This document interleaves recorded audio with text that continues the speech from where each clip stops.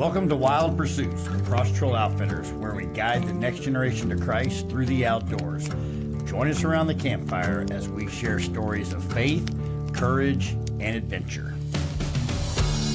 All right, folks, I got a special treat for you today. I think I say that every podcast, but I do, because every single podcast that comes on, when you hear a young boy or a young family, or a gentleman or an outfitter or a volunteer tell their stories, it's another life that has been changed by God, first of all, but more importantly by God, but by Cross Trail Outfitters.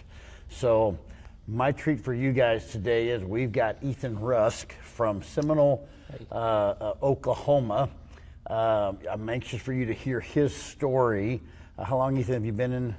Coming up on 3 years. 3 years? All Yes, right, sir. so he's been in for 3 years. And his own spiritual growth of how God has grown him into the man that he already was, but where he's even continuing to grow is a story in itself. But starting as a volunteer and as a guide, and now we are in the process of training him and becoming an interim state director for the state of Oklahoma. And there's just a lot of exciting things are happening in his life, and I've loved watching your own personal growth as well. So you guys are in for a treat just to hear, once again, just another story of how God uses Cross Trail Outfitters to change the lives of those around us. So, Ethan, welcome to Thanks for having Wild me. Pursuits. I know this is, I know guys get a little nervous when they talk about Sure. these things, but it's always exciting to hear about what God's doing in people's lives. So, Absolutely. Tell everybody and our listeners kind of how you got started in CTO, and what, like when you first saw us, or however that all started, what prompted, what happened in your heart and your head, your mind, whatever it is, to kind of get, Sure. man, I got to get plugged in and get started with this. Absolutely. So CTO had came to our county there in, I don't know, maybe 2 years roughly before I became a part of it. Okay. Knew about it. Some of the guides I was friends with and stuff had asked me to become a part of it. At the time, I wasn't interested. I was just like, it sounds cool, but I was pretty selfish, wanted to hunt for myself, and still get to do that, of course. But I was like, I'm not really interested. Then life happened. 2023, I was still building the house. My wife and I had just been married right about a year, and my parents decided they were going to get a divorce. So we were right in the middle of building our house. We're still living with my mom. My dad left. Things were pretty rocky. And it's cool because I get to share my testimony now. I get to share that with kids that get to relate with them with that. But at the time, we were navigating some dark waters. Rough stuff, yeah. We got back into church, where we went to church my whole life until I was about 15, 16. And I was about 23 at the time, 22, 23. Went back to that church, and that happened to be where the former state director was at the time. And he put a Facebook post out. We were going for a couple weeks at the time, and he put a Facebook post out looking for help. And I just went up on stage one day after he was done with our worship and said, "Hey man, I've got a bow fishing boat. I'd love to go bow fishing, take some kids with you." I didn't know what it pertained of, but I just felt called to go talk to him. And that was on Sunday, and on Monday we went to lunch together and had the application filled out that night and turned it into him. And he was just like, "Well, that's the fastest I've ever had one turned in." I was just like, "I want to do it," So that was super cool. Became really good friends with him, and he did a great job of showing me what it looks like. And I volunteered as a guide for a year and a half there, and then got to see some awesome things. I know we'll go in further stories about our different things that happened. But so life happened, and I did that, and I could definitely say that if I didn't do it, I don't know where we'd be. We probably wouldn't have stayed in church like we needed to. I wouldn't have had something positive to focus on and to pour my life into at the time. And I think it played a part in realigning my life, and not only as getting to help with kids, but. So what, a lot of people, when they get into a moment like that and they're kind of in your word was a dark place or a dark time of just because of experiences, unfortunate experiences in your life and family, what do you think was your driving force to not just get plugged into CTO, but to kind of keep yourself aligned with what the Lord had for you? Because a lot of people could go into another world, another place, and say, "I can't do that," or "I just can't give. It's just too much stuff in my life." And I think that's where I see this a lot, where people limit themselves of how God can use them. Right. My past days as a personal trainer and stuff, one of the things that people used to say, I'm going to come see you, but I got to get in shape first. Right. I'm like, that doesn't make Right. sense, right? Because that's what I help you do, is to get in shape.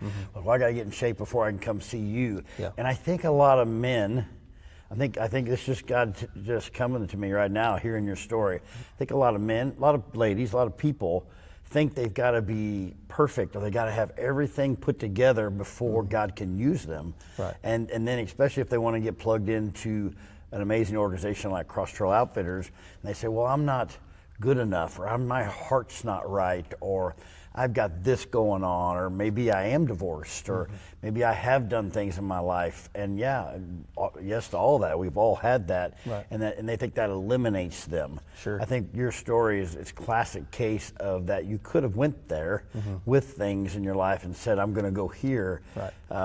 What do you think was that driving force? It was absolutely God. I don't think I had a choice. I think it was just you had to do it, But I like how you said about getting in shape before you come to the gym. Yeah. Our pastor says it all the time. It's like rinsing off before you're going to take a shower. Like what you're going to go get cleaned up. That's the point of you coming, right? And right. Man, I think I knew that I was called to do it. Man, it was something that I loved, and but at the same time, I don't know that I truly knew that it was going to be what I needed. But right out of the gate, it was exactly what I needed. It was pretty cool because the first outing or anything I got to attend was was a summer camp in July. So into May, 1st of June, I got everything going, and as one of my probationary trips was there in July, and spent a whole week out there. And there was 3, if not 4, salvations, and just seeing lives change, and me and another adult just at different times, the other leaders at the time pouring into us. I mean, it felt like I was back at camp when I was a teenager, Wow. And it was life changing, and the friendships that I've made in this have been awesome. But would you say then, because what I'm hearing you say there is you were, whether you knew it or not at the time, obviously you see it now, you were starving for male mentorship, male discipleship, that iron sharpen iron. Sure. I think a lot of guys think when they get plugged in, yes, they are here to work with the boys and the kids and to give back and allow the Lord to use them. But I have probably thousands and thousands of stories on top of beyond the kids of how the men's lives that got plugged in, how their lives changed, because whether they understand or not, every man desires that koinonia, that togetherness, that closeness, that if you want to call it manliness, whatever you want to do, with a small group of other men. The phrase that I was taught by some amazing people, mentors in my life, was we always want to be authentic with everybody, but be vulnerable with a few. Right. And every man needs those few that can be really vulnerable. And those guys that you're vulnerable with, they don't judge you, and it doesn't change how they think of you, regardless of what you do. And it's ultimately the love of Jesus. And men need that, where a guy can say, just like Jesus does to us, hey, that's wrong, but hey, I still love you, and hey, we're still friends, and we still have a relationship. Absolutely. You don't have to get cleaned up for Jesus to come to Jesus, and you don't have to be cleaned up, so to speak, to be in CTO. Now, yes, we have parameters with our vetting and have lots of rules and regs to protect the kids and to protect the ministry and to do all those things, but at the same time, if there's any man sitting here listening right now and they're thinking, man, that just sounds so cool, but they're like, man, but I've done this or I've done that. Yeah, there are some things that might throw you out, but don't let that be. Contact that person in your area. Contact us on the website and say, hey, or maybe you're getting us plugged into somebody else. I think this is a classic example of just your story, just telling me. And I knew a little bit of that, but didn't know how much that had played a role and how CTO played a role in a darker time in your life of different things going on in the family. So that's powerful, man. I love that. And that, like you mentioned, I mean, it was the first time I had to be, tough for my family and couldn't let my guard down. It was the first time I got to just let it all out, you know, and it's what I needed at the time. I mean, and like you said, if it wasn't for the guys who was a part of it at that time, I mean, I may not have got as involved as I am now, but the experience and the way God moved is why I'm right here. So. Man, that's I use the word powerful a lot, but that is so powerful for, again, a man or a person sitting here listening right now. Again, I just think I hope what they're hearing, what I'm hearing, what I hope our audience is hearing from you, Ethan, is just the fact that just being open to be obedient to what the Lord has for you. And if somebody's listening, or if you hear about CTO, just do the first step. Absolutely. Just do it.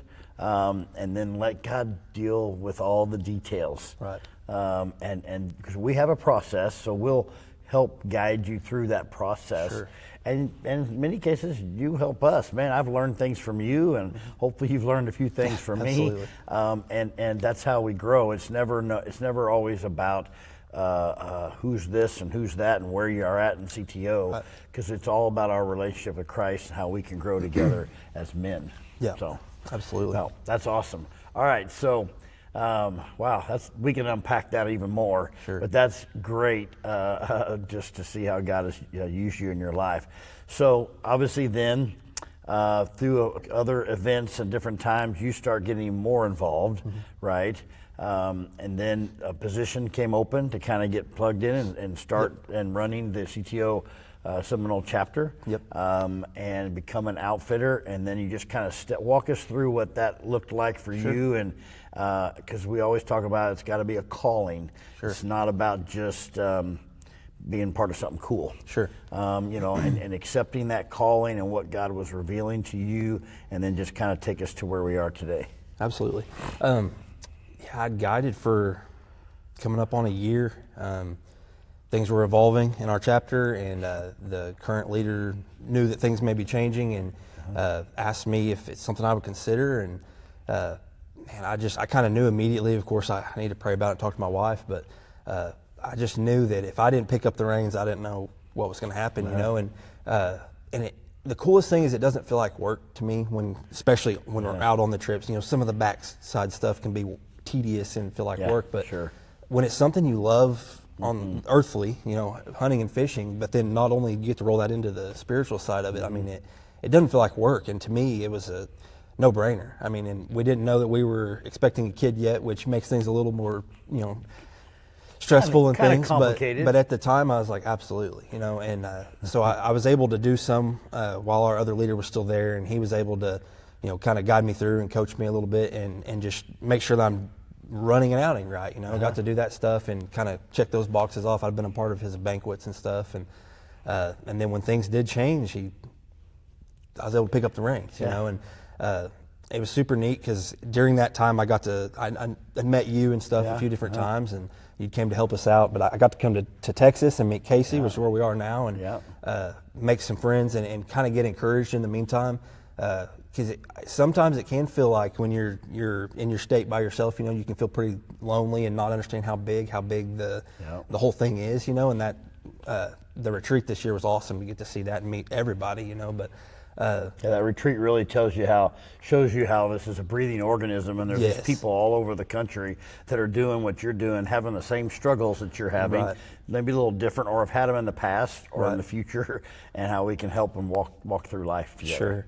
And it was neat because I'd met Casey and made a friendship there, and I knew you, and man, he handed it over, and he said, "Man, we got about a month till banquet," you know. So I was like, "Let's do it." And thankfully, with my schedule, I have quite a bit of time off. I mean, I work a lot too, but I just went boots to the ground and made the banquet happen, and we got a lot of good team members, volunteers that help with that. But team is a clear key, big word there. Yeah, and we killed it. I mean, we did another good banquet, and not anything that we did, of course. We were the hands and feet, but God blessed us and allowed for that to happen. And man, this year's been awesome.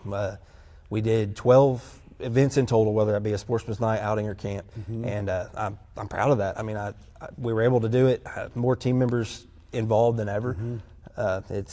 It's been cool just seeing it move. More kids interested than ever. New kids. I mean, it's been pretty sweet. I sat down and made a list, there at first, and now I'm adding second row to the list. I mean, That's it's just good. And whenever you do start to doubt that stuff, you look back and like, no, it's growing. It's growing. So isn't that interesting? Sometimes we as maybe it's men or man itself, mankind, we tend to just think God's not working, or God's not doing anything, or God's not growing, or God's not there. But if we really sit down and really focus on Him, and I am horrible about putting things on paper. Sure. I will text every one of my assistants, and my wife included because she's one of them, and say, remind me of this, make sure I do this, make sure I do that. But when you really put it down on paper, you can really see what God is doing. Sure. That's why we do our activities reports. Right. It's not about necessarily the numbers, but it allows us to see just how what God's doing, and it shows the world what God's doing to give Him the glory for that. But I think on a personal level, when you do that, it allows you or me to see, oh, I did accomplish something today. Sure. Or wow, God is using me, and oh wow, God is growing this chapter. God is utilizing me and this team in a very strong and very powerful way. Because otherwise the enemy wants to get in our head thinking, oh, we're not making an impact, or we're not really changing lives.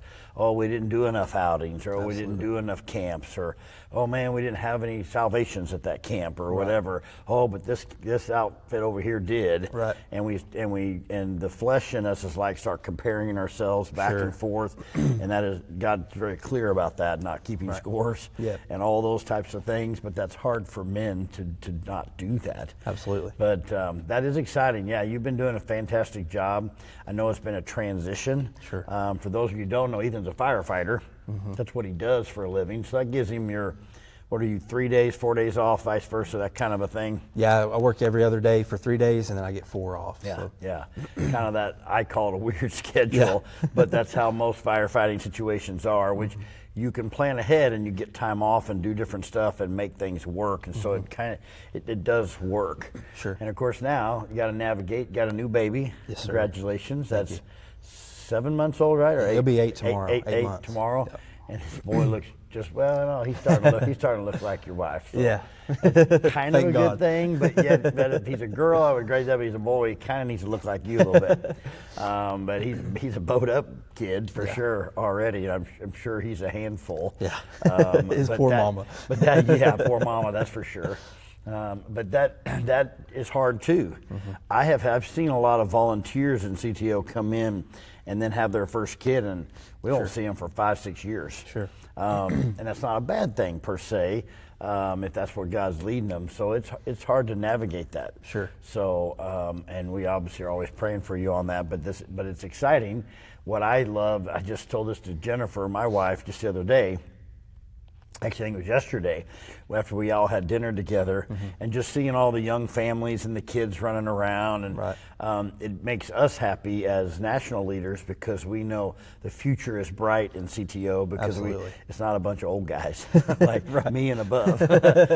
We got a few of us, but it's not just us, and so where the next step is and where that next level goes, it's going to be used by guys like yourself and Casey and the other guys around the country that are a lot younger, and God will put them in positions that He wants them to be in too. Sure. So, well, that's cool. All right, something I always like to ask everybody, because you've been on lots of summer camps, lots of outings, you've assisted, you've led, all the above. I know this will be hard to give just one, but what's a CTO moment in your life or in a kid's life that you can remember that really impacted you? And it can be spiritually, or it can be more of the heritage side and the hunting side, or both. Sure. It'd have to be this hog camp we did this last year, for sure. Like you said, we get really bad about comparing ourselves, Our former leader did a great job with a lot of things, and seeing him lead camps and outings and things, and just the reaction from the kids. I mean, clearly it's God moving, but just thinking like, what did he do that was better, and you get in your own head with some of that stuff, and then going down and seeing Casey with a camp right before ours and thinking, man, these guys are killing it, and I hope I can do as good of a job, and it's my first camp to put on by myself. And it was right after we had our baby. So we hit up Casey's camp. Like 5 days later, we had our baby.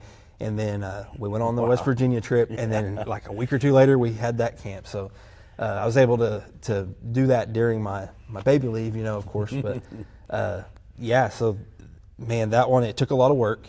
And I got to tell this story to a guy just the other day. But it took a lot of work. I was super stressed out, a lot of money, everything that goes into it. You got 15 kids lined up, make sure they have all they need. Every parent that texts you, you got to answer, I mean, it's overwhelming. We got a few-week-old baby crying in the house, and man, we were there that morning. We were supposed to leave at 12, and it's 9 o'clock in the morning, and a mom texted me, hey, my son's not going to make it. I was like, oh my gosh. So luckily, we now have a wait list that works very well. So I went to the next one on there, and I gave him a call. And she's like, yeah, I'm taking him to his dad's now, but I'll get him there. What do you need? His dad won't care. So I shoot her the list. She's like registering while driving, which I don't recommend, but got all registered, and hauling butt to get there, and got everything loaded up, and the kid came to camp. And all I knew was great. We filled all 15 spots, and we went about the week. I shared with my volunteers and Casey, and just before every devotion and stuff, just where I was at and struggling with, am I doing a good enough job? And man, just it's so cool how God works, because it came through on a Thursday. It was a Monday through Friday camp. Came through on the Thursday, and it was like afternoon, maybe 2 o'clock. And we knew we were going to go to the lake again. We've been going to the lake and swimming off the ramp and playing jackpot and just hanging out because it was really hot. And man, we're sitting there and eating some Oreos and stuff because we had just had lunch, and we're hanging out, and one of the Brunker boys comes running in, and it's like, oh my gosh, and I won't mention the names, but a young man just came up to Charlie. I'll mention him, one of our apprentice guides. Went up to him and told him that he needs Jesus in his life, and we make a big deal out of that stuff, and the boys are already celebrating, and they haven't even prayed yet, and they're running in there, and wow. And we give it, 10 minutes, and Charlie comes in and wants to talk to me, we step outside, and he tells me what happened. So we pulled the boy aside and talked to him, and just, then we all went nuts, and super excited just to see that one. And I'd been thrilled with that, right? And then he comes back a few minutes later, and he's like, I want to get baptized. And so I was like, well, do you understand what that means, And he told me, and I said, would you like your family to be here? Like, we need to call your mom, make sure that's okay, And so we give his mom a call, and she's like, yeah, absolutely do it, And it was neat to see because it started a domino effect, which I'll go into a little bit more, but she instantly started to feel pretty convicted. He'd been asking her to take him to church, and she just dropped him off a few Wednesdays or whatever, but started to feel convicted. And then you could tell that in her heart, she wanted to share with me. She said, he didn't even own a Bible. He said, on our way to meet at that Walmart, we went inside and bought him a Bible. Wow. And so I'm like, I'm beside myself at this point. It's like he was supposed to be here, and this young man was the one that showed up late because we had a last minute dropout. Yeah. So he wasn't supposed to be there. Yeah. I was immediately a little convicted because on the couch, right before I'm about to leave myself, this is what I hate right here, having to do this last minute paperwork, and get another registration. I had to get a hold of Michael to send me the new link. You don't have time for this. Yeah. And I did it, I griped to my wife a little bit, but went about it, got our 15, and he was the first one to make a move, and make a decision for Christ. And then so we're pumped. We're going to the lake now, and we know we're dipping one, so we're pumped. And we go and we play and everything. So, all right, let's do this thing. And it was crazy after that because we baptized him, and he comes up. And I'm like, okay, great. Took a video. Let's play another hour. We're going to do a fire pit and do our devotion there at the lake, that final campfire, which are awesome. Another young man comes up. He's like, I know I asked for salvation in our last camp the year prior, actually I think it was 2 camps ago. He goes, but what do I need to do to get right? And so he rededicated his life, and his dad was there, which was super cool. He's one of our volunteers, and so we did that. And then I want to get baptized. Then another kid comes up, asks for salvation, wants to be baptized. We end up baptizing 4, 2 salvations and a rededication, and it was like, oh my gosh, in a matter of hours. I mean, it got dark at like 6 or 7, and it was 2 o'clock when this thing happened. And the whole time, I didn't feel like I was gaining traction. I didn't feel like what I was saying was getting through, or that they were even catching what we were talking about. And we were talking about being a difference maker was our title, that week. And man, I was comparing myself to everything else because it looked so easy for these other guys, and then God comes in and just does that. And a cool thing I found out just a week ago Sunday, I noticed the boy had been at church a few times in youth and things. Yeah. And I noticed a few times he'd been in there with an older gentleman that I believe it's his grandpa. Well, now he's at our church, attending our church with his grandpa, and it was so cool because our pastor had a word for the grandpa and went and talked to him, and I got to go share with my pastor that it's so cool to see it work full circle because it was a family that wasn't in church. He didn't even own a Bible, and now he's in church with his grandpa who wasn't going to church at the time, and just to see that unfold and it changed families, not just young men, entire families. We're doing a kids ministry, but it changed adults is neat. And sometimes you don't feel like you're worthy of that. You don't feel like you're doing it right. But if you're called to do it and you're doing what God tells you to do. Yeah. He always equips the called. And what is powerful about that story, and this is such a good lesson for all of us, is this goes back to what we originally talked about. Just be obedient to what God called you to do. The details is what we all get wigged out about. Absolutely. I get wigged out about the details. How's this possibly going to happen? How can God possibly use me to help 4 boys accept Christ? Because I don't do this or I don't do that. All these things, that's the enemy just gets in our head. Right. And when all God wants us to do is just to be obedient. Yes, sir. And you being obedient, you could easily said, we're not going to do this camp. I don't have time. I can't do this. I'm too stressed. It's not enough. Or that one kid that came in at the end saying no to that kid and just saying, nope, we got it. We're gonna. It's going to be way easier. Sure. Do it this way. But being obedient to how God orchestrates it, and then just let him do the work. And Absolutely. then that's a classic example. And now you look back, but now look what it's done to your faith and in your own leadership of just, so even the next time when it just seems like, I've been at camps before where we've been booked out, and the week before we're down 5, 6, 7 kids. And you're like, oh, maybe we should not do this camp, or maybe we're not. And then all of a sudden we got a waiting list all in 1 week or a few days. God always brings who's supposed to be there, whether it's a couple less or a couple more. Yep. I can't even explain it, but God, because it doesn't make any sense. It's kind of like tithing. Sometimes we always say we can't afford to tithe, but yet the reality is we can't afford not to tithe. And we need to just do that ahead of time and just let God take care of it. It's just part of an act of obedience for us in how we can worship him. And he always does this miraculous thing with it. God's numbers are way different than our numbers. Sure. And it's no different than in CTO, how we think we got to go do this, do that. It's kind of like even hunting. We talk about this a lot. We've done it in previous podcasts where we all, as outfitters, we got to get this blind or got to get this stand up. Otherwise, we're not going to be successful. And these kids aren't going to see deer or aren't going to see a turkey or aren't going to catch a fish. And we love to do that outfitting and prepare, and that's good to do. But sometimes we get so bogged down with that. And the reality is God's going to do whatever God's going to do, regardless of whether you're in a blind or not in a blind, whether you're in a tree stand or not in a tree stand, whether you're sitting on the ground or sitting in a chair, or whether you're sitting in a back of a UTV, wherever it is, God will do whatever he's wanting to do, and he'll take care of the details. The cool thing is there's not, most of the time there's nothing we can do to get in the way of that if that's what he has intended. He will have his way. Sure. I go out and hunt for myself, and I sit free, and I play the wind, and I'm as quiet as I can possibly be. And we take groups of kids out, and they're crinkling wrappers to food and farting in the blind. And we had a group this year that the kid finally, worst thing I ever smelled. We said, get out, step out the door. If you do that again, he did it 2 or 3 times. Open the door, step out, and then he got back in. I kid you not. Here come deer, and both boys killed deer. And over and over again, we have boys where they're talking and laughing so loud that I just assume the hunt's over with. But we'll stay till dark, and see pigs or we see deer, and it's like it's crazy to me that I go out there quiet as I can be and maybe not see nothing. But if it's taking what God, showers, doing scents, doing all the stuff. And they ain't showered in a week because you can't convince them to because their moms aren't there.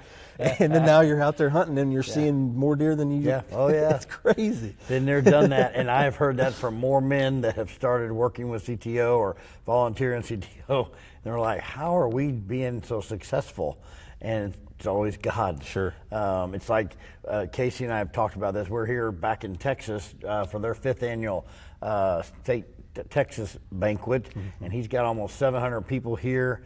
There's dozens of guns out here. And I had a guy ask me, he works and volunteers with the NRA, which we love the NRA and what they do for CTO too. And our big national banquet next week, we got almost 60 guns. Yep. And they're like, how are you getting all these guns? And I just say, God. Sure. I can't explain it. We just had 2 different stories just in the last 3 days of how God intervened on that side of things for us. We were, I honestly had miscalculated some guns and what we were doing at the banquet, and we were 5 guns short. I get a call the next day. We don't know what we're going to do. Haven't even told anybody this. I get a call the next day, and acquaintance of a friend and a family member that knew a Beretta rep, and next thing I know, he says, oh, I forgot all about this. I've got 5 guns coming to you for next week. And then it ended up being only 4. I say only, praise God. Sure. And then I'm thinking, because when he gave us the 5, we'll do this extra one, but we'll be great. But then it only ended up being 4, so then we were 2 guns short because I added something else. Yeah. And then we were like, okay, now we're 2 guns short. And this was 2 more days later. So just literally yesterday, I get a text message from one of our table sponsors at the banquet, and he has no idea. He's been there. He knows we've got all the guns. He didn't say, do you need guns? Nothing. And he just said, hey, I've got a gentleman that runs a gun shop over here on the other side. I think it's on the Arkansas-Missouri borderline somewhere. And he just goes, he wants to quick ship drop you 2 guns. Wow. So that's why when we say God, we really do mean it's God. It's not anything Ethan's doing. It's not anything I'm doing. It's just being obedient to what God has, and he always provides. And if he doesn't, for some reason, there's usually a reason. Sure. There's something that because he wants to do something else that's probably better. And even if it doesn't seem better by our standards or the world standards, it's better because he knows what's best for us. Sure. And that's where it says, lean not on your own understanding. Yeah. You know, and it's cool to see that because it's not a coincidence. Those numbers that matched your numbers are not a coincidence. Yeah, it's not a coincidence. You didn't tell these people. They had no idea, and they called with that number. That's the kind of things that... I know it. And when these boys see that, the word becomes real to them. It becomes live. It becomes alive. They can see that, and I believe that is part of what it's just something in CTO that you just can't explain other than like what we're talking about. Because so many times we have other conversations, and a lot of people want CTO to be in a box. Sure.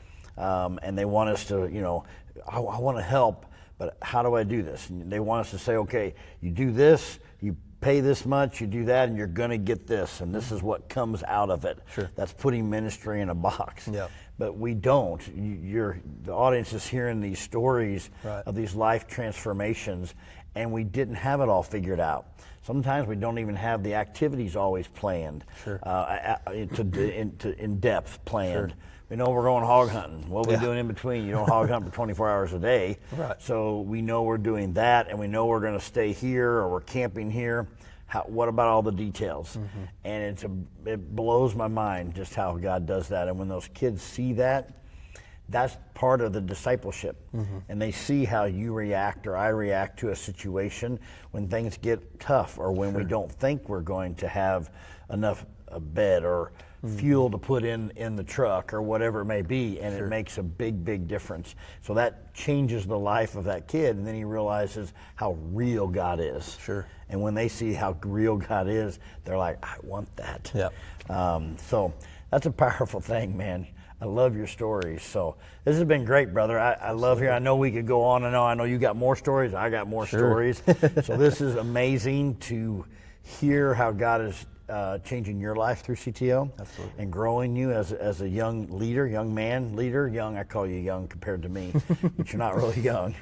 And just it's exciting to watch that. And I hope our audience listening in here today, I hope what they're encouraged with is just understanding that I think the key words that pop in my head is being obedient. Sure. Don't worry about the details so much. Just yes. be obedient to what God has in store for you, and let God take care of those other details. Absolutely. So, brother, it's been powerful, man. Thanks for joining us. Yes, I'm sir. looking forward to continuing to minister to you. We're gonna have some fun at the banquet tonight here in Yes, sir. Texas, so I'm excited about that too. So Thanks for having me on. You bet. So till next time, join us around the campfire with Wild Pursuits with Cross Trail Outfitters. Thank you for listening to Wild Pursuits with Cross Trail Outfitters. CTO is a hunting and fishing club with the mission of guiding the next generation to Christ through the outdoors. If you'd like to support us or are interested in getting involved, visit us on our website at teamcto.org. Links are in the description. Make sure to like and share our podcast. And join us next time around the campfire with Wild Pursuits.